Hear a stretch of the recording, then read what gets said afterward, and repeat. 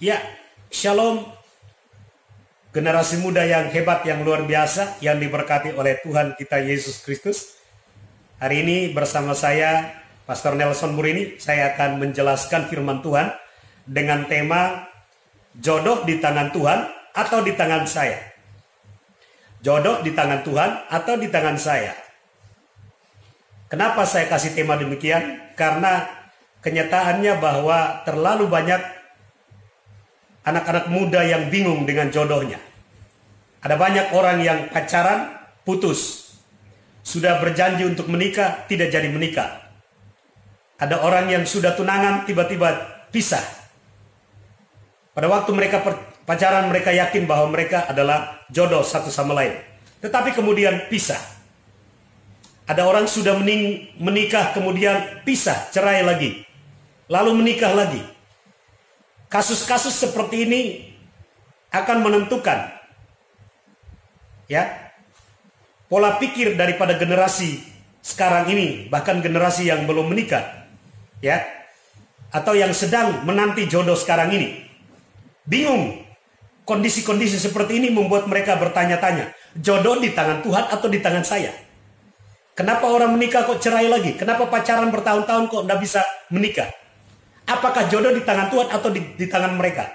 Karena begitu banyak masalah yang dialami oleh pasangan masing-masing. Akhirnya ada yang memutuskan untuk pisah. Lalu bertanya, kenapa awalnya yakin bahwa ini jodoh, kenapa tiba-tiba pisah? Apakah benar jodoh itu yang mereka yakini dari Tuhan atau bukan? Nah, kita akan belajar kebenaran firman Tuhan di dalam Kejadian 2 ayat 18. Tuhan Allah berfirman, tidak baik kalau manusia itu seorang diri. Tidak baik kalau manusia itu seorang diri saja. Aku akan menjadikan penolong baginya yang sepadan dengan dia. Adam dan Hawa. Adam dicipta duluan, kemudian Hawa dicipta dari tulang rusuk Adam.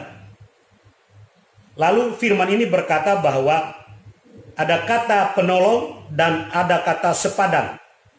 Kata penolong itu yang diterjemahkan sebagai bagian daripada maksud Tuhan, rencana Tuhan. Visi Tuhan, impian Tuhan kenapa mencipta Hawa. Alasan Tuhan ada di kata penolong. Baru kemudian maksudnya dihubungkan dengan rencana Tuhan di dalam Adam. Baru ketika disatukan, maka mereka sepasang yang sepadan. Nah, kata sepadan disebut dengan jodoh. Berarti jodoh di tangan Tuhan atau di tangan manusia, atau di tangan saya, atau di tangan anak muda. Dari ayat firman ini menjelaskan bahwa jodoh di tangan Tuhan. Tetapi bagaimana dengan yang sekarang ini? Ada banyak sekali anak muda yang putus nyambung, dan putus pisah lalu kemudian pacaran lagi.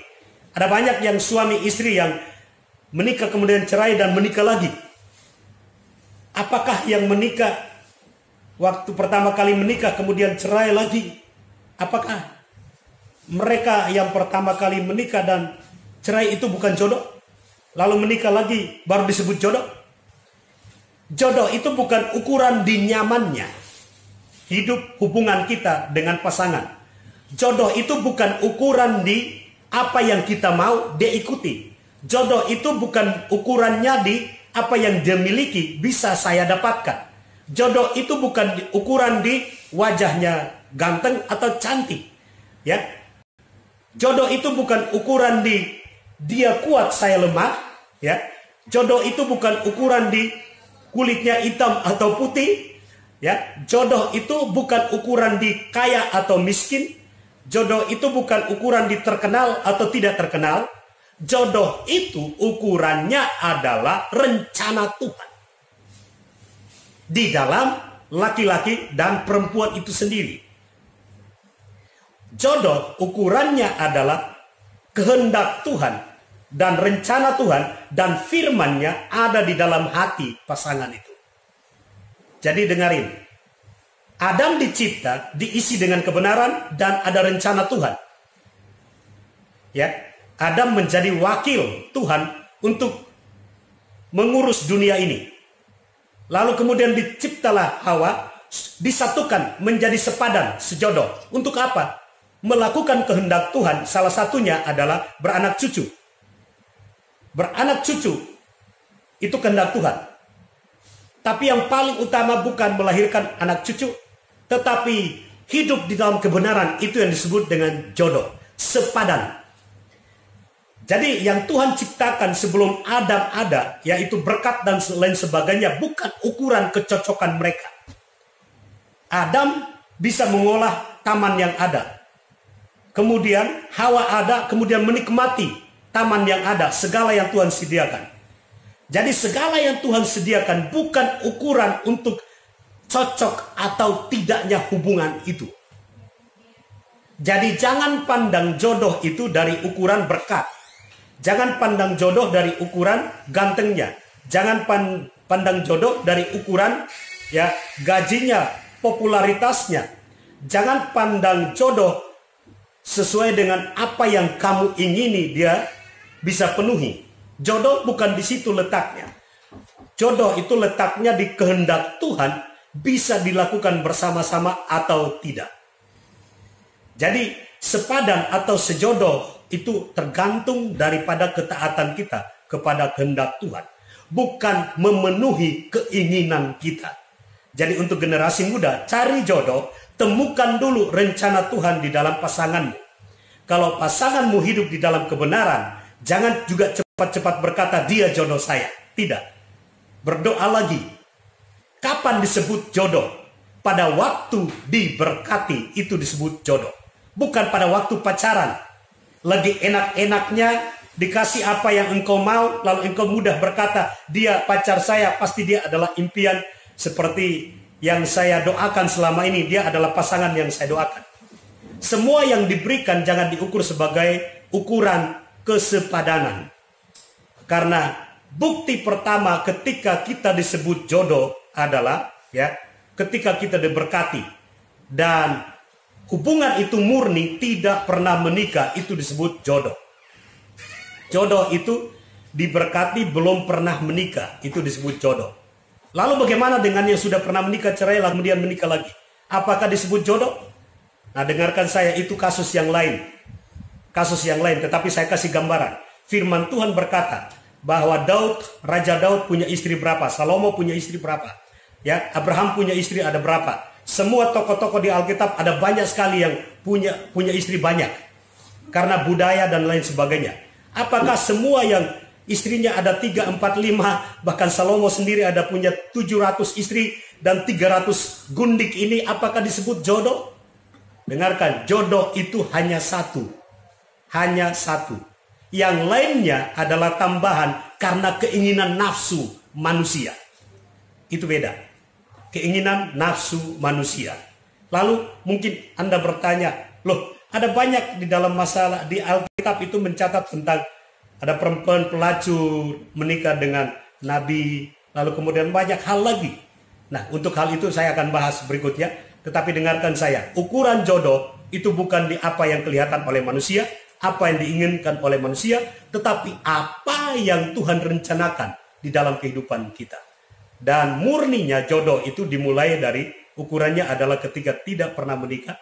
Lalu ketika diberkati, disitulah pertama kali pengakuan tentang jodoh itu dimulai. Waktu diberkati, disitulah yang disebut dengan ikatan jodoh. Ikatan jodoh. Berlakunya fungsi perjodohan itu, kesepadanan itu dimulai.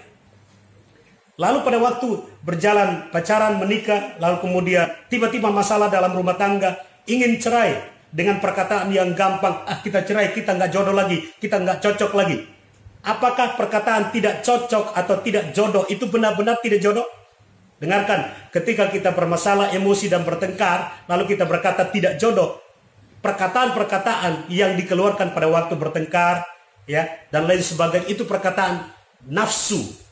Bukan perkataan firman. Kalau Tuhan memberkati, maka dia tidak pernah mengubah berkatnya sendiri. Kalau Tuhan berkata, engkau disatukan sampai mati, sampai maut memisahkan, Berarti setiap perkataan cerai pisah itu perkataan dari setan dan hawa nafsu. Kalau kamu pacaran dan pisah tidak masalah. Tapi kalau menikah dan pisah, ya, menikah dan pisah dan berkata tidak jodoh, itu bukan perkataan dari Tuhan, itu perkataan nafsumu dan dosamu dan iblis ada di dalamnya. Sadari bahwa jodoh itu dari Tuhan, murni, bersih, berkenan kepada Tuhan untuk kehendak Tuhan. Jodoh di tangan Tuhan. Dan engkau hanya punya kesempatan, punya kemampuan untuk menerima yang dari Tuhan. Mungkin engkau berkata, bagaimana dengan beda agama? Oh, beda hal lagi. Ya, banyak hal yang kita akan bahas tentang jodoh.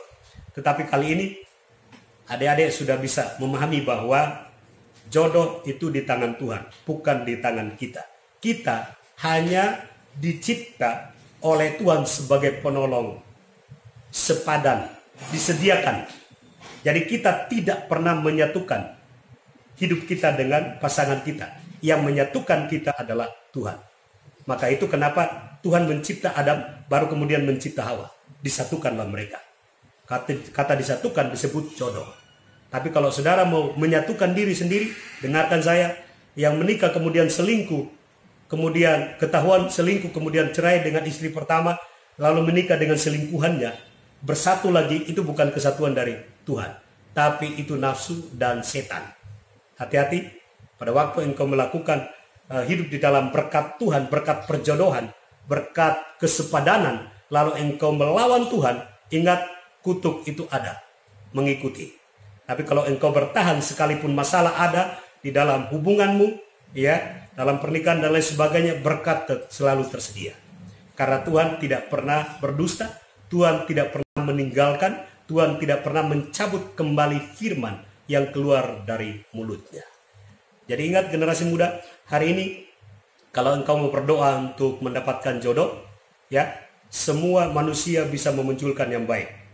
Keinginanmu banyak, tapi jangan taruh keinginanmu kepada pasangan atau kepada manusia, kepada orang. Jangan cocokkan apa yang menjadi keinginanmu kepada pasangan atau kepada laki atau ke perempuan, ya. Cocokkanlah keinginanmu dengan kehendak Tuhan. Baru nanti engkau akan tahu Tuhan akan menyediakan waktu dan mengirim jodoh kepadamu. Karena Tuhan tidak pernah menetapkan yang salah. Yang jelas Tuhan menetapkan jodoh benar, tepat, kudus, dan berkenan. Tuhan Yesus memberkati adik-adik. Amin.